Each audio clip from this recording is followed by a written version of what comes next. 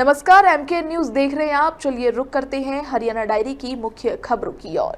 हरियाणा के मुख्यमंत्री नायब सिंह सैनी ने आज हरियाणा विधानसभा द्वारा जारी नई पत्रिका सदन संदेश का औपचारिक रूप से विमोचन किया। उन्होंने इसे प्रदेश हरियाणा में नई सोच और नई दिशा की शुरुआत बताते हुए कहा कि ये पत्रिका लोकतांत्रिक व्यवस्था को और मजबूत बनाने की दिशा में एक महत्वपूर्ण कदम है। मुख्यमंत्री नायब सिंह सैनी ने विधानसभा स्पीकर और उनकी टीम को बधाई देते हुए कहा कि इस पत्रिका के माध्यम से आमजन अब विधानसभा की गतिविधियों, विधायी प्रक्रियाओं और सदन में होने वाली महत्वपूर्ण चर्चाओं की जानकारी आसानी से प्राप्त कर सकेंगे। उन्होंने कहा कि लोकतंत्र की आत्मा विधायिकाओं में बसती है और सदन की हर बहस नागरिकों से सीधे तौर पर जुड़ी होती है। आगे सीएम सैनी ने कहा कि इस पत्रिका के माध्यम से सदन की कार्यवाही और जो निर्णय लिए जाते हैं उसको जनता तक पहुंचाने का काम किया जा रहा है। हरियाणा विधानसभा के हमारे लोकप्रिय अध्यक्ष हरविंदर कल्याण जी को बहुत बहुत बधाई देता हूं। उनकी पूरी टीम को, संपादक मंडल को मैं बहुत बहुत बधाई देता हूं, जिन्होंने ये निर्णय किया। आज इस सदन संदेश हरियाणा विधानसभा की जो पत्रिका का विमोचन हुआ है, इसके लिए मैं हरविंदर कल्याण जी, माननीय अध्यक्ष महोदय की पूरी टीम को साधुवाद देता हूं कि जो सदन की कार्रवाई है, सदन में जो आम जन के लिए निर्णय लिए जाते हैं, सदन में जो हमारे विधायक जिनके ऊपर लोग एक विश्वास करके यहाँ भेजते हैं, उस सारे विषय को जनता तक पहुँचाना इस पत्रिका के माध्यम से ये बड़ा ही सराहनीय कार्य किया है। क्योंकि लोकतंत्र की हमारे लोकतंत्र के अंदर विधायिका का एक बड़ी जिम्मेवारी बनती है कि वो लोगों तक जो अपेक्षाएं उनकी होती है, उन अपेक्षाओं को पूरा करे।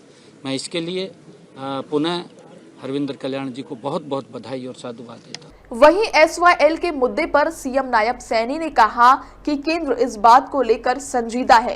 साथ ही इसको लेकर पंजाब सीएम ने भी कहा कि मामले का निपटारा होना चाहिए। इसके अलावा दूसरी ओर चंडीगढ़ में विधानसभा के लिए जमीन के मुद्दे पर केंद्र की मनाही पर सीएम नायब सैनी ने अपनी प्रतिक्रिया दी।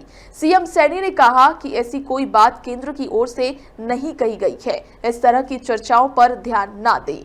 केंद्र इस बात को लेकर के संजीदगी से काम कर रहा है, क्योंकि SYL का लेकर के ये बड़े लंबे समय से विषय था और इसको लेकर के हमारे पंजाब के मुख्यमंत्री मान साहब भी इसको लेकर के कई बार उन्होंने कहा कि ये निबड़ना चाहिए, मामला लंबे समय से चल रहा है और उसको लेकर के हम भी ये प्रयास करेंगे कि दोनों बैठ कर के प्रदेश और इसका कहीं न कहीं कोई दिशा में हम जाएं ताकि इस समस्या का समाधान। हरियाणा के युवाओं के लिए कनाडा में रोजगार के नए दरवाजे खुलने वाले हैं।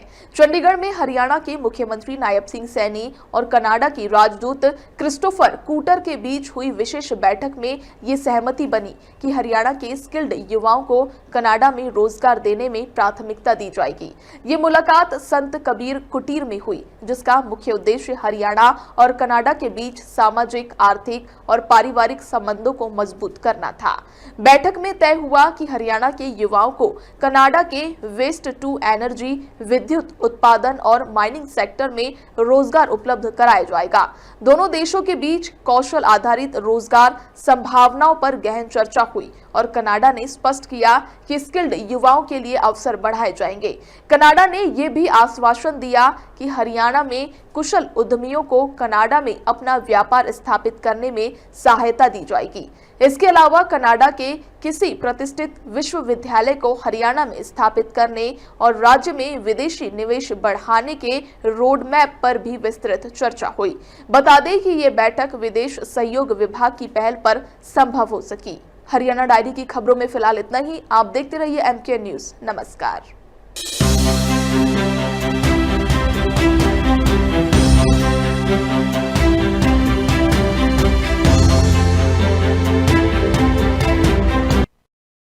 MKN न्यूज की विशेष